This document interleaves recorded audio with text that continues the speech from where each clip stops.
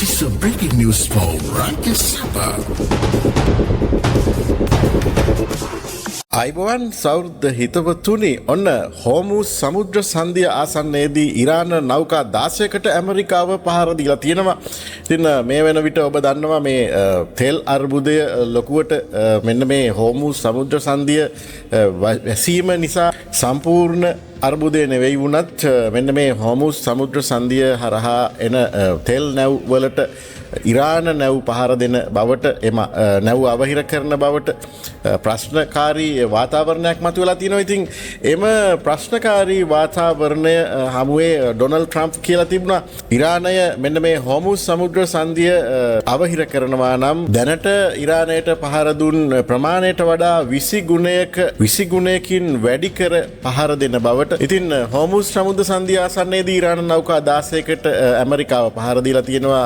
මේ ප්‍රකාශයත් සමග ඉරාන නාවික හමුදාවට අයත් නෞකා 16ක් ඇතුළු යාත්‍රා කිහිපයක් හෝමුස් සමුද්‍ර සන්ධිය ආසන්නයේදී විනාශ කළ බව ඇමරිකානු මධ්‍යම අනදෙන මූලස්ථානය නිවේදනය කරලා තියෙනවා. ඉතින් ඇමරිකානු මධ්‍යම අනදෙන මූලස්ථානය විසින් මෙම ප්‍රහාරයේ දර්ශන එක්ස් සමාජ මාධ්‍ය ජාලය වෙත මුදා හැර ඇති බව තමයි කියන්නේ.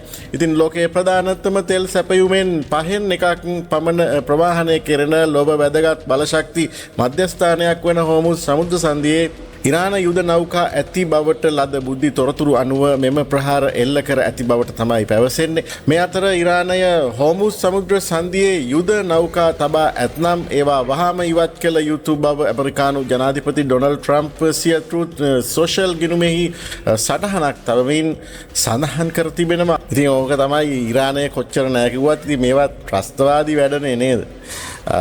ත්‍රස්තවාදී වැඩ කර තමන් හරි කෙනා තමන් සුදන වගේ දේවල් ලෝකයට ප්‍රකාශ කරන එක නෙවෙයි වැඩි.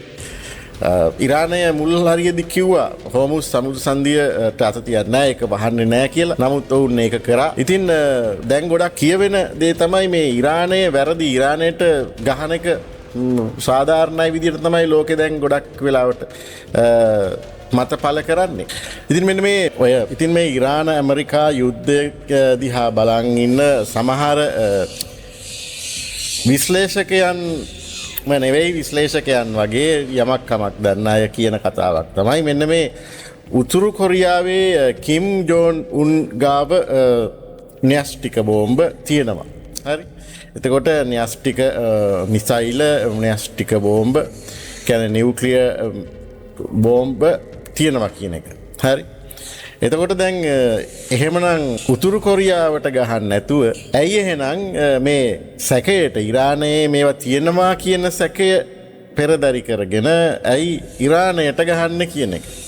ඉතින් එතන යම් සත්‍යතාවයක් තියෙනවා ඒ කතාව. ඉතින් මේක ටිකක් පොලිටික්ස්ද බල තත්ත්වයක් තියෙන කාරණාවක්. ඉතින් ඇමරිකාව ඇයි ඉරානය ගැන වැඩියෙන් ප්‍රෙෂර් දාන්නේ නෝර්ත් කොරියාට කෙලින්ම ගහන්නේ නැත්තේ ප්‍රධාන හේතු කිහිපයක් නිසා. ඉතින් මොකද්ද මේ හේතුව? ඉතින් උතුරු කොරියාවට දැනටම න්‍යෂ්ටික බෝම්බ තියෙනවා.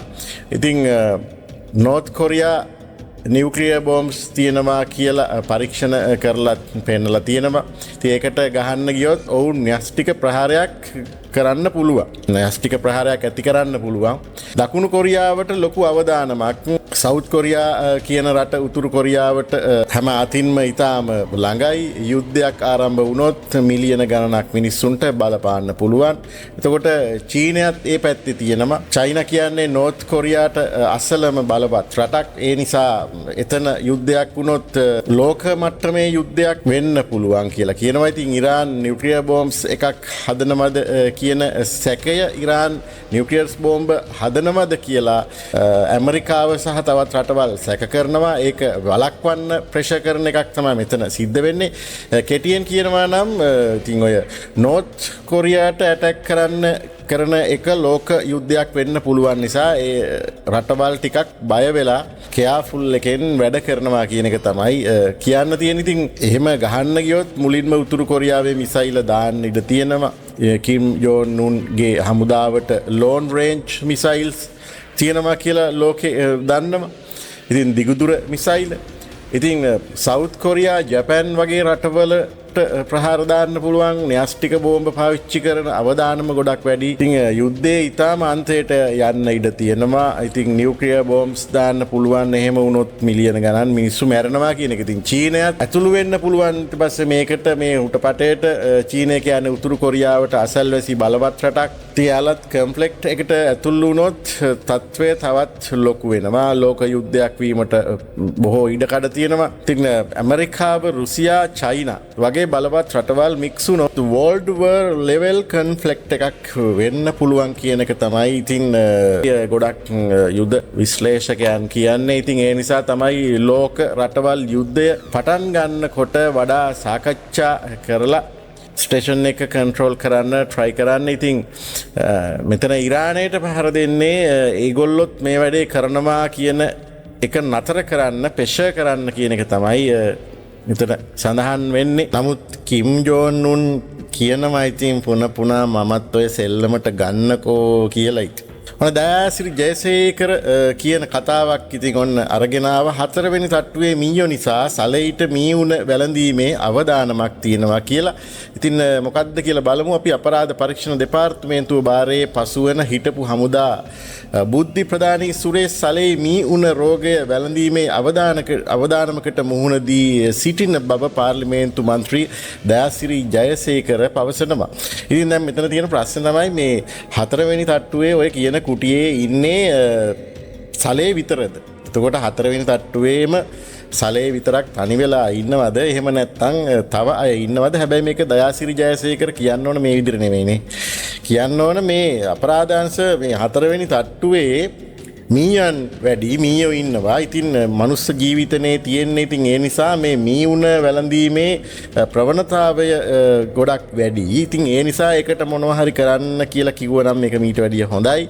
මොකද සලේ විතරක් නෙවෙයිනේ මෙතන ඉන්නේ. එතකොට සලේ ගැන විතරක් ඇයි දයාසිරි කතා කරන්නේ? අනිත් අය ගැන එයාගේ කිසි එහෙම එකක් නැද්ද? ඒගොල්ලොන්ට මීඋන වැළඳුනාට ප්‍රශ්නයක් නැද්ද? වගේ දේවල්. ඉතින් දේශපාලඥයෙක් විදියට ප්‍රශ්න දකින්න ඕන. ඒ ප්‍රශ්න දැකලා ප්‍රශ්න ඉදිරිපත් කරන්න ඕන විදිය තමයි අවුල තියෙන්නේ. ඉතින් ඒක මේ 4 වෙනි තට්ටුවේ මීයෝ ඉන්නවා. ඒක ප්‍රශ්නයක්. ඉතින් 4 වෙනි තට්ටුවේ ඒ වගේ තැන්වල මේ මෙන්න මේ වගේ මීයෝ වගේ සතුන්ගෙන් ඇතිවෙන ලෙඩ රෝග අවම කර ගැනීමේ මොනවා හරි වැඩසටහනක් තිබ්බනම් හොඳයි කියන එක තමයි ඔහු කියන්න ඕන. නමුත් ඉතින් අපරාධ පරීක්ෂණ දෙපාර්තමේන්තුවේ සුප්‍රකට 4 වෙනි තට්ටුවේ කුටියකට සලෙයි රඳවා ඇති බව පවසන මන්ත්‍රීවරයා එම කුඩා කුටිය මීයන්ගේ රාජධානක් බවත් මීයන් සලේගේ ඇඟ උඩින්ද දුවන බව වැඩි දුරටත් පවසනවා. එතකොට සලේගේ පුතාට සලෙයි මුණ ගැසීමට අවස්ථාවක් නොලැබී ඇති බවත් දයාසිරි මෙතන කියනවා. ඉතින් අන්න එක තමයි ඔය දයාසිරිලට වරදින්නේ. ගොඩක් වෙලාවට දයාසිරිලා ටාගට් කරන්නේ ඒගොල්ලන්ට අවශ්‍ය කෙනා විතරයි.